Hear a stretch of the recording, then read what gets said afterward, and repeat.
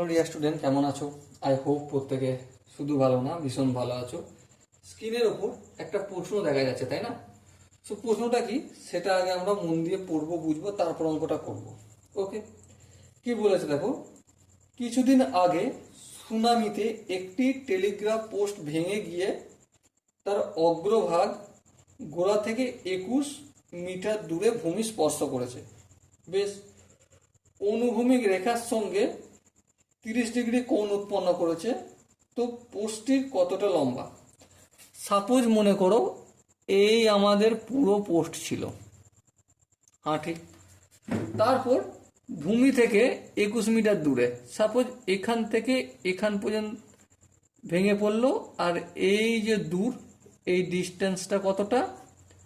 এখানটা ভাঙলো, এখান থেকে এখানটা এই ভেঙে গেল, এখানটা ভেঙে এখানে নামলো।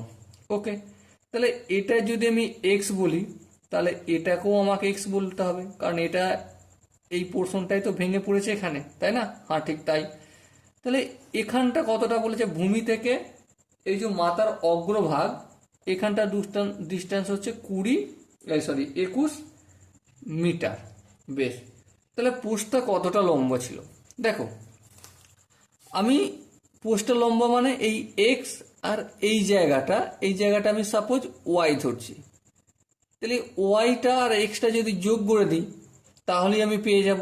হ্যাঁ, ঠিক, পেয়ে যাব, কোনো অসুবিধা নেই। এবার প্রশ্ন হচ্ছে, এই যে অ্যাঙ্গেলটা তৈরি করেছে না, দেখো 30 ডিগ্রি কোণ, অনুভূমিক রেখার সঙ্গে 30 ডিগ্রি কোণ উৎপন্ন করেছে। অনুভূমিক রেখার সঙ্গে মানে এই কোণটার সঙ্গে এখানটা 30 ডিগ্রি কোণ উৎপন্ন করেছে। তাহলে এখানে 30 ডিগ্রি কোণ উৎপন্ন করা মানে এখানেও 30 ডিগ্রি কোণ উৎপন্ন করা। হ্যাঁ, তাহলে আমাকে জানতে কি হবে? এক্স এর ভ্যালুটা জানতে হবে আর ওয়াই এর ভ্যালুটা জানতে হবে।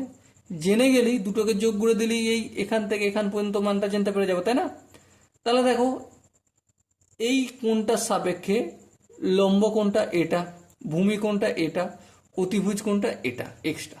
ওকে, তাহলে আমরা লম্ব বাই ভূমি যদি করি, লম্ব বাই ভূমি মানে ওয়াই বাই 21, লম্ব বাই ভূমি কি tan30। হ্যাঁ, লিখলাম। তাহলে Y equal to tan30 value কত? আর tan30 ভ্যালু হচ্ছে 1/√3 ইন্টু 21। চলো, ওয়াই এর ভ্যালু পেয়ে গেলাম। এবারে এক্স এর ভ্যালু জানতে গেলে কি করতে হবে? ভূমি আর এটা অতিভুজ, অতিভুজ বাই ভূমি বা ভূমি বাই অতিভুজ। তাহলে ভূমি বাই অতিভুজই করি। তাহলে ভূমি মানে 21, অতিভুজ মানে হচ্ছে এক্স। ভূমি অতি কার? cos30, তাই না? কিশোর বাবুরই ভূমি অতি, তাহলে cos30 মানে ভূমি বাই অতিভুজ। বেশ, সো এখানে দেখো 21টা লিখলাম। cos30 এর ভ্যালু কত? cos30 এর ভ্যালু মানে sin60। sin60 এর ভ্যালু কত? sin60 এর ভ্যালু হচ্ছে √3/2, লিখে দিলাম।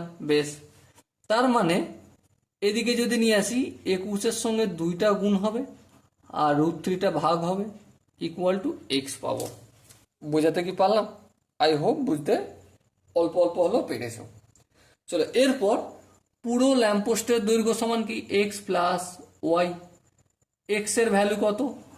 21কে 2 দিয়ে গুণ করলে 42/√3, এই লিখলাম 42/√3। আর ওয়াই কত? 21/√3। এবার √3 দিয়ে সরি, √3 আর √3 লসাগু করলে কত হবে? √3 হবে। √3 দিয়ে ভাগ করলে এককে 42 দিয়ে গুণ করলে 42 প্লাস সেম 21। এবার দেখো, 42 আর 21 যদি যোগ করি, 2 আর 1 কত হবে? 3 হবে। 4 আর 2 কত হবে? 6/√3।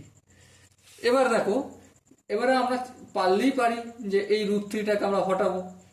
তাহলে হটাতে গেলে কি করতে হবে? এই 63 মানে কি 21 গুণিতক 3, 3 জায়গায় আমি √3 ইন্টু √3 লিখলাম, আর নিচে √3 আছে, এই √3 কেটে গেল।